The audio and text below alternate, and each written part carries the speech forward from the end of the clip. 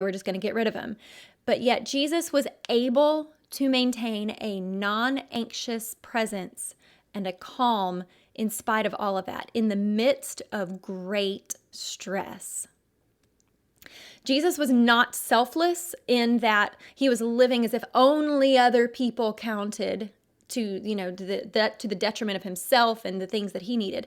He knew his value and his worth, and he didn't mind asking for help. He had friends, but Jesus was not selfish either, as living as if nobody else counted.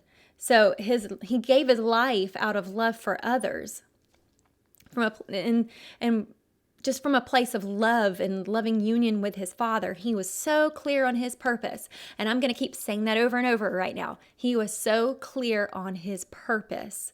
So he had a mature, healthy, true self that was not connected to other people's opinions of him.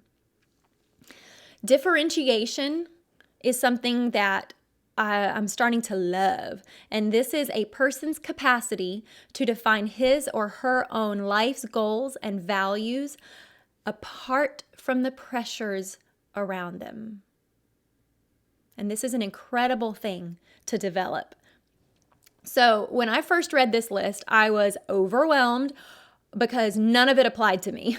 Literally none of it.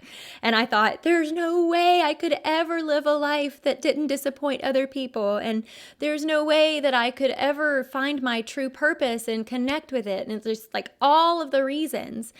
And I remember sitting down, I had all of those sections underlined in my book.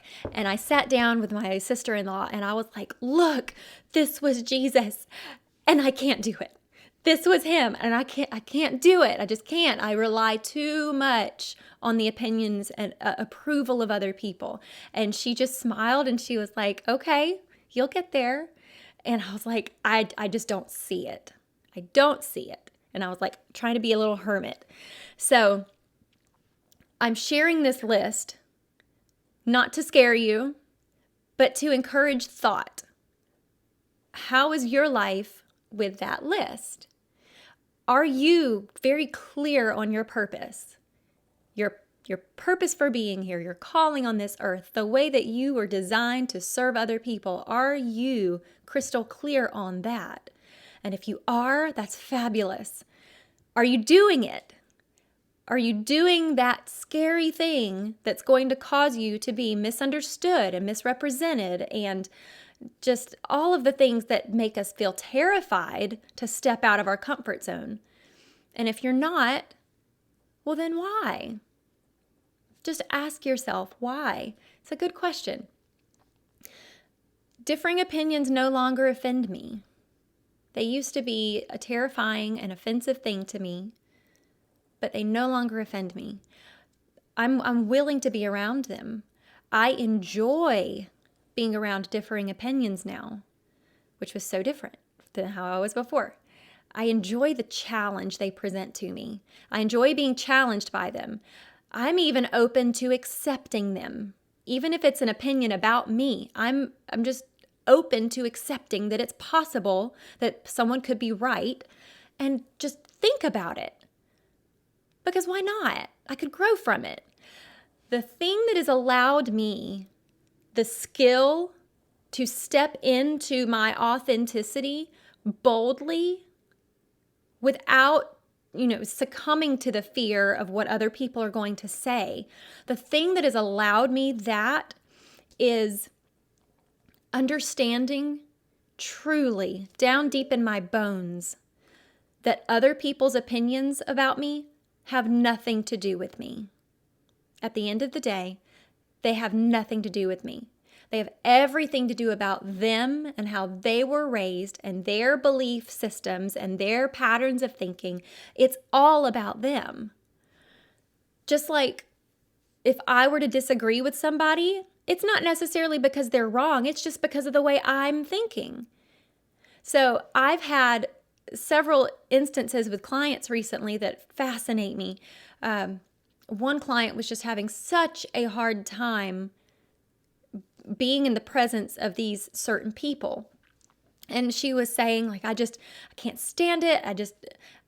I don't like them and they're just too tough to deal with. And I was like, well, why?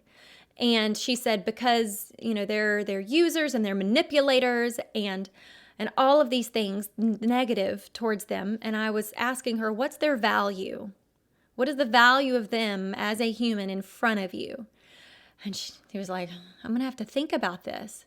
And she really struggled. And for days, she was like scratching her head thinking, what is their value? I know they're valuable. And I asked her, why are they valuable? She said, they're made in the image of God. And I said, okay, yeah. But what does that mean? And she was stumped. They're made in the image of God. That means, and I was like, let's think about this. God is just amazing and holy and all of the awesome things.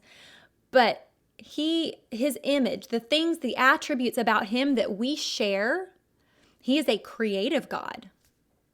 He has the ability to create limitless things. He can speak things into existence with his words. We have that ability as well. Words are powerful. The limitless thought that he's created us with a brain that has the ability to do just unimaginable things. It's just incredible. And so when I think of someone that's made in the image of God, I think they are worthy of love. They are worthy of respect, not because of their actions, but because of who they are. And so when I find myself judging people by their actions, and this is what I was sharing with another client today, when I judge people by their actions, they're going to fall so far short of their potential every time. But when I judge them, their worth and their value according to just their innate value that God gave them, their capacity for greatness, their capacity to expand and to grow, then it's like, oh, well, of course, they're amazing. And it's just like a no-brainer. And I have been able to, what in the coaching world, we call it holding space. We hold space for another person, and we don't absorb their feelings and take them on as our own, but we hold a space. It's like a sacred space where people can just dump everything they're ashamed of, everything they hate about themselves, everything they feel guilty for, and they unload it. And I have created space for them to do that without judgment, without, harassment, without any obligation on their part. But that beautiful sacred space is there for them to be able to navigate their own mind and their thoughts. And that allows me to not judge them negatively because I know they are not their thoughts. And that is one of the most important things I feel like I've learned. I am not my thoughts. I am my ability to think. I'm my ability to watch myself think. I am like my spirit allows me to do that. And it's really fascinating. Once I started doing that, I started looking at people with compassion instead of judgment. So when they would say things to me that were like, oh, I don't know about that. That didn't feel too good. I'm able to say, why did they say that? Where's that coming from for them? Where are they feeling like that in order to say something like that to me? And it's just like holding space for people to make mistakes and allowing the misunderstandings. It's just rocked my world and changed me. And that's enabled me to step into me because I know their thoughts are about them. My thoughts are about me. And now I know my purpose and I can walk confidently and disappoint the people that I will inevitably disappoint, not out of spite, but out of clarity of purpose. So I hope this blesses you. If you have any questions, please reach out to me. I am here and I would love to talk with you.